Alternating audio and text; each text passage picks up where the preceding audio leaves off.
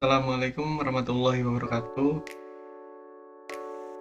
Sebelumnya yang saya hormati Bapak Makmun Effendi selaku dosen pengampu public speaking dan negosiasi. Di sini kelompok kami akan menjelaskan materi mengenai pidato dan presentasi. Kelompok kami beranggotakan 4 orang. Yang pertama ada saya sendiri, Rizal Ainun Yakin. Yang kedua ada Muhammad Aliansyah. Yang ketiga ada Teddy Prayoga. Dan yang keempat ada Caswita. Kita langsung saja membahas materi mengenai pidato dan presentasi. Ini pidato dan presentasi efektif. Pidato dan presentasi merupakan keterampilan komunikasi yang sangat penting dalam berbagai konteks, baik akademik, profesional, maupun sosial. Kemampuan ini membantu seseorang menyampaikan ide, memengaruhi audiens, dan menyajikan informasi dengan efektif. Pidato public speaking adalah penyampaian pesan secara lisan di depan audiens dengan tujuan menginformasikan, menghibur, memengaruhi, atau membujuk. Sementara presentasi merupakan penyajian informasi secara terstruktur dengan aturan slide, video, dan grafik untuk menjelaskan suatu topik. Tujuan dari pidato dan presentasi meliputi menginformasikan, memberi pengetahuan baru, memengaruhi atau meyakinkan audiens, menghibur atau menyampaikan pesan dengan gaya menarik, dan menginspirasi atau memberi motivasi. Baik, selanjutnya akan dilanjutkan oleh Mas Teddy. Oke, baik, di sini saya akan menjelaskan teknik-teknik pidato yang efektif. Di sini teknik pertama analisis audiens.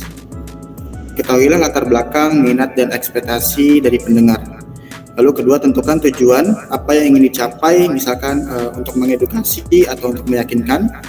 Lalu yang ketiga, di sini susun struktur pidato. Pembukaan dengan hook, isi dengan argumen utama, dan penutup yang berkesan.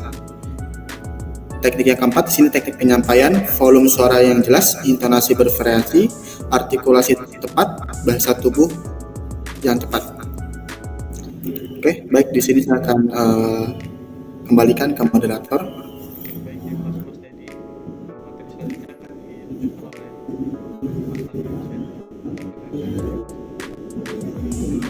Baik, terima kasih Mas Rizal.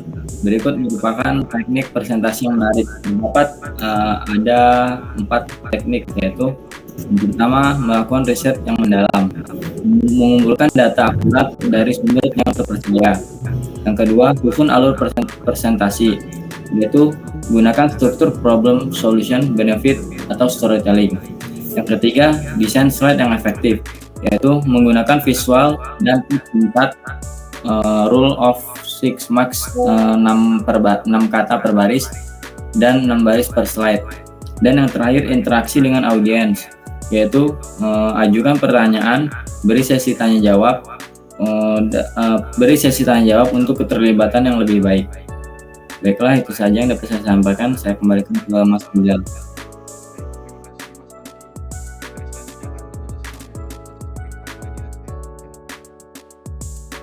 Terima kasih. Kita lanjut ke materi yang selanjutnya, yaitu kesalahan umum dan solusinya. Kesalahan dalam pidato yang pertama yaitu pidato yang terlalu monoton, dengan solusinya variasikan intonasi dan ekspresi. Kemudian kesalahan yang kedua yaitu terlalu panjang, dengan solusinya fokus pada poin utama.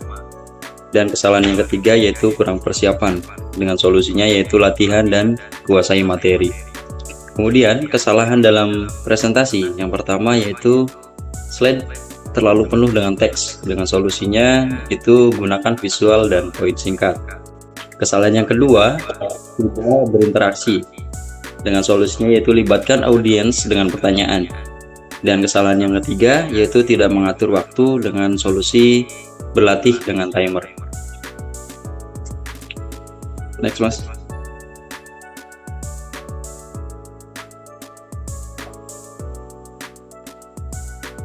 Kemudian di sini ada latihan dan pengembangan diri.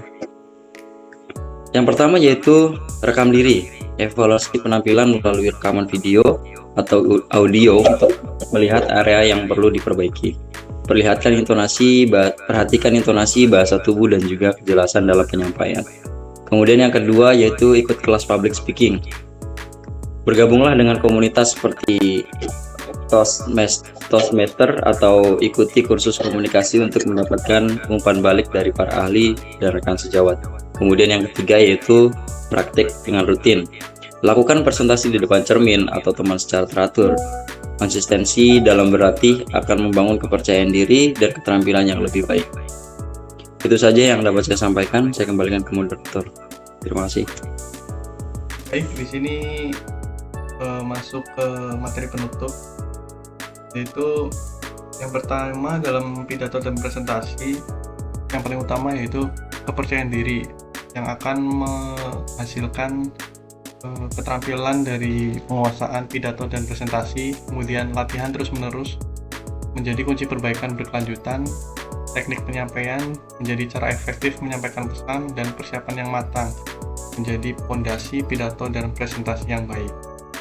Mungkin itu saja penjelasan dari kelompok kami. Kurang lebihnya mohon maaf. Wabillahi taufiq wal hidayah. Wassalamualaikum warahmatullahi wabarakatuh.